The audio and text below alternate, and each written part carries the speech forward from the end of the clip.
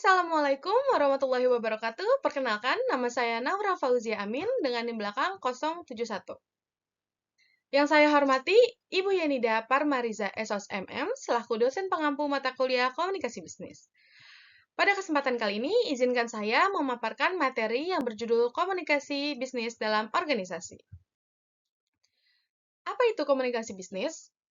Komunikasi bisnis mengacu pada pertukaran informasi, gagasan, dan pesan antar individu atau entitas bisnis yang bertujuan untuk mencapai tujuan bisnis tertentu. Ini melibatkan proses penyampaian, penerimaan, dan pemahaman informasi yang relevan dalam konteks bisnis. Selanjutnya ada tujuan komunikasi bisnis. Yang pertama, itu ada menyampaikan informasi yang jelas. Yang kedua, membangun hubungan kerja yang baik. Yang ketiga, meningkatkan efisiensi kerja. Yang keempat, membantu proses pengambilan keputusan. Yang kelima, mempengaruhi atau meyakinkan pihak lain. Selanjutnya ada unsur-unsur komunikasi bisnis. Yang pertama, adanya tujuan. Komunikasi bisnis dilakukan karena memiliki tujuan tertentu seperti menyampaikan informasi, memberikan arahan, atau mempengaruhi pihak lain. Tanpa tujuan yang jelas, komunikasi tidak bisa menjadi efektif dan efisien. Yang kedua, adanya proses pertukaran. Komunikasi bukan hanya menyampaikan pesan, tetapi juga menjadi pertukaran informasi antar pengirim dan penerima. Artinya, kedua belah pihak saling berinteraksi, baik melalui respon, feedback, maupun diskusi. Yang ketiga, itu ada memuat informasi.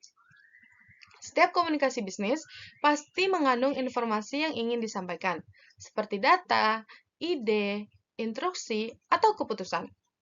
Informasi ini harus jelas dan relevan agar dapat dipahami dengan baik oleh penerima. Yang keempat, adanya media.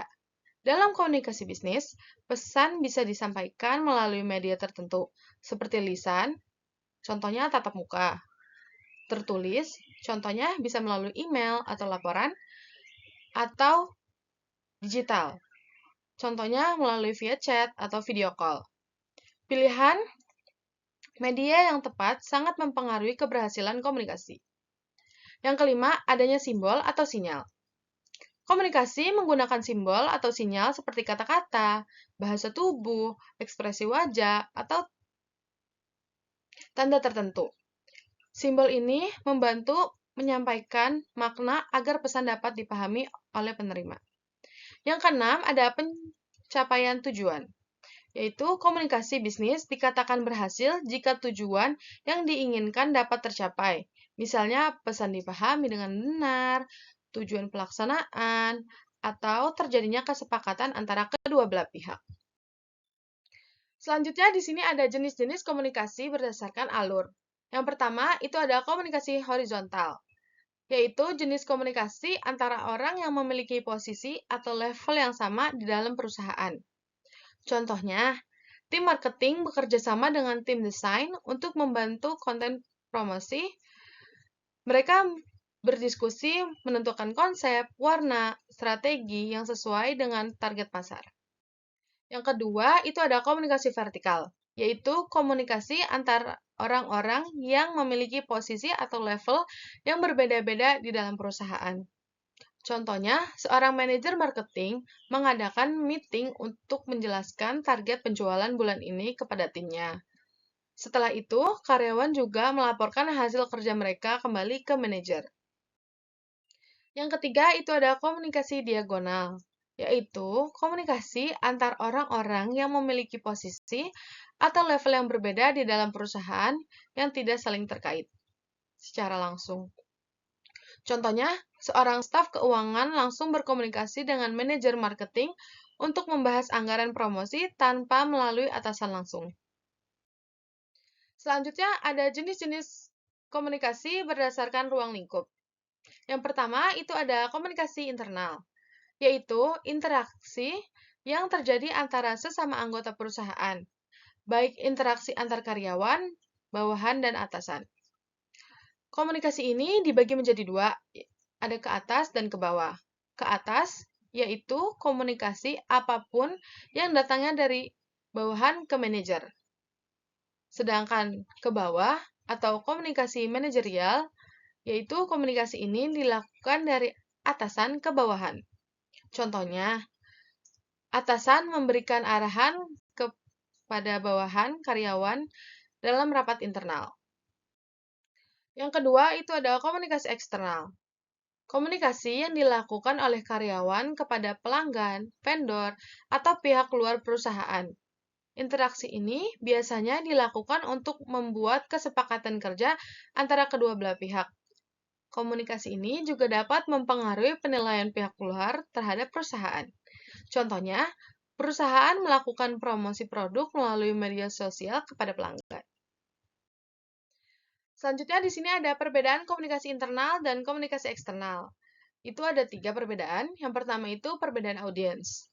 Kalau komunikasi internal ditujukan khusus untuk karyawan dan kolaborator perusahaan. Sedangkan komunikasi eksternal itu ditujukan kepada pemangku kepentingan eksternal seperti pelanggan, calon pelanggan, pemasok, dan mitra. Selanjutnya ada perbedaan pesan. Kalau komunikasi internal bertujuan untuk memotivasi dan melibatkan karyawan dalam proses perusahaan. Sedangkan komunikasi eksternal itu tujuan utamanya adalah untuk mempromosikan citra perusahaan kepada masyarakat umum dan menarik pelanggan baru. Selanjutnya ada perbedaan dukungan. Kalau komunikasi internal menggunakan media pribadi seperti internet, rapat, atau bulletin internal untuk menyebarkan informasi sensitif dan strategis ke dalam perusahaan. Sedangkan komunikasi eksternal ini didasarkan pada media publik seperti iklan, jaringan sosial, siaran pers, dan acara-acara publik. Selanjutnya di sini ada macam-macam teknik komunikasi, itu ada 3. Yang pertama ada teknik verbal, yaitu penyampaian pesan atau informasi secara langsung menggunakan kata-kata yang diucapkan. Dalam konteks bisnis, komunikasi verbal biasanya terjadi saat seseorang berbicara langsung dengan orang lain, baik secara tatap muka maupun melalui media sosial seperti telepon atau video call. Contohnya, ada rapat, presentasi, negosiasi, dan diskusi. Selanjutnya, yang kedua adalah teknik nonverbal, yaitu proses penyampaian pesan tanpa menggunakan kata-kata, melainkan melalui bahasa tubuh, ekspresi, dan isyarat. Dalam dunia bisnis, komunikasi nonverbal sangat penting karena bisa memperkuat, melengkapi, bahkan menggantikan pesan verbal. Contohnya ada ekspresi wajah, kontak mata, gestur tangan, postur tubuh. Selanjutnya, yang ketiga ada komunikasi tertulis, yaitu proses penyampaian pesan atau informasi dalam bentuk tulisan yang digunakan dalam kegiatan bisnis. Komunikasi ini biasanya digunakan untuk hal-hal yang bersifat formal, penting, dan perlu didokumentasikan agar bisa dibaca kembali di kemudian hari. Contohnya ada email, laporan, surat bisnis, dan proposal. Jadi, kesimpulannya adalah komunikasi bisnis merupakan proses penyampaian informasi dan gagasan untuk mencapai tujuan operasional secara efektif. Dalam pelaksanaannya, komunikasi ini memiliki unsur-unsur penting seperti tujuan, proses pertukaran, media, serta simbol atau sinyal. Komunikasi bisnis juga terbagi berdasarkan alur dan ruang lingkup, yaitu komunikasi internal dan eksternal yang masing-masing memiliki peran yang berbeda. Selain itu, penggunaan teknik komunikasi seperti verbal, nonverbal, dan tertulis sangat diperlukan agar pesan dapat dipahami dengan baik. Oleh karena itu, komunikasi bisnis yang efektif berperan penting dalam meningkatkan hubungan kerja, efisiensi, serta mendukung pengambilan keputusan. Cukup sekian presentasi yang dapat saya sampaikan. Kurang lebihnya mohon maaf. Wassalamualaikum warahmatullahi wabarakatuh.